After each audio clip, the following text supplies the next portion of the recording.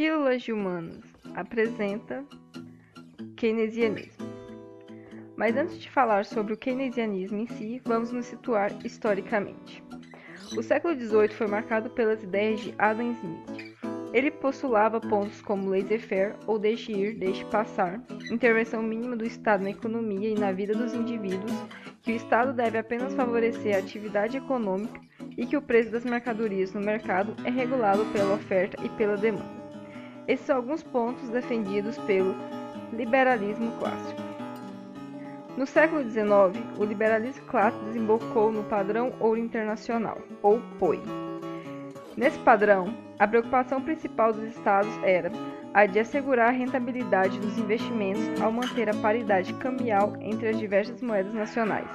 Para isso, os estados deveriam abrir mão de políticas econômicas que combatessem crises como os períodos deflacionários de desemprego e de recessão econômica. Então, no início do século XX, em 1914, desembocava a Primeira Guerra Mundial com seus conflitos com dimensões mortíferas nunca antes vivenciadas pela humanidade.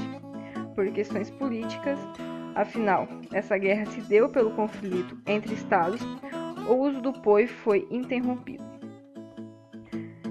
No período entre guerras, que foi de 1918 a 1939, foi um momento marcado por crise e transformações.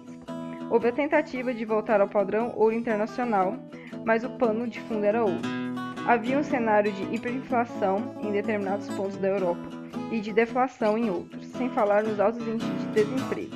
Mas o maior marco foi o crash da Bolsa de Nova York, em 1929. Se na época do POI a população pouco se fazia ouvir diante das elites na década de 20, isso mudou. Movimentos sindicais e partidos trabalhistas estavam disputando eleições mais amplamente, uma vez que havia pressão pela expansão do sufrágio e a imprensa já estava sendo massificada, dando forma à democracia de massa, e passavam a exigir do Estado direitos sociais em detrimento da estabilidade cambial e monetária exigida pelo povo. Pode-se dizer que, na década de 30, havia exigência das massas para que o Estado se tornasse agente de bem-estar social, e assim emerge o keynesianismo, com seu livro A Teoria do Emprego, dos Juros e da Moeda de 1936, John Maynard Keynes rompe com o liberalismo clássico de Adam Smith. As ideias de Keynes. Keynes atacava vários pontos do liberalismo clássico. Alguns deles são o seu caráter abstrato, pois suas análises não correspondiam com o funcionamento concreto da economia, sua incapacidade de explicar o ciclo econômico, ou seja, os altos e baixos da economia, sua incapacidade de explicar a crise da década de 30, sua incapacidade de proporcionar o pleno emprego e sua arbitrária e desigual distribuição de riquezas e de rendas. Keynes também falava das funções psicológicas. Essas funções são derivadas das inclinações psicológicas do indivíduo e da coletividade. Essas funções irão afetar a decisão de gastar ou de guardar, de consumo e de poupar ou investir. Vamos à primeira função: preferência por liquidez.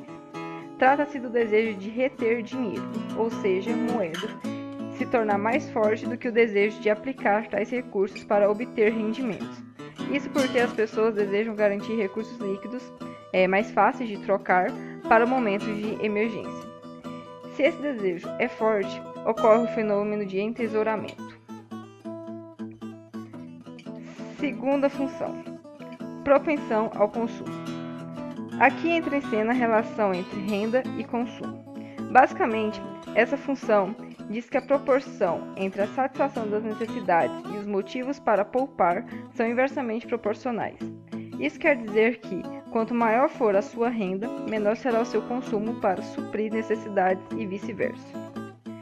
Terceira função: eficiência marginal do capital. Essa é a função da betina.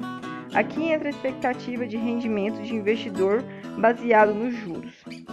Se os juros dos investimentos especulativos é baixo, isso irá conduzir investimentos que busquem o pleno emprego. Aplicações no mundo concreto. A política doméstica em Keynes passa a ser mais importante do que a política econômica internacional. O Estado, então, passou a ter a responsabilidade direta pela segurança social e estabilidade doméstica. Cria-se aqui o liberalismo assistido, ou seja, vai ser um gerenciamento estatal da economia. Haverá também a adoção de políticas redistributivas segundo o modelo do welfare state. Mas o que deu de errado? Algumas coisas no mundo passaram a mudar e fizeram com que o keynesianismo fosse decaindo com o passar dos anos. O aumento da agilidade das transações financeiras graças aos avanços nas telecomunicações no pós-Segunda Guerra Mundial, corporações transnacionais ganharam maior importância, assim como suas movimentações comerciais e financeiras, aspecto ideacionário de contestação ao que era percebido como coletivismo, que foi o caso do keynesianismo, e transformações intelectuais de convencer as elites políticas a promover a organização social em torno dos mercados. Bom, chegamos mais ao fim de um episódio do Pílulas de Humanas.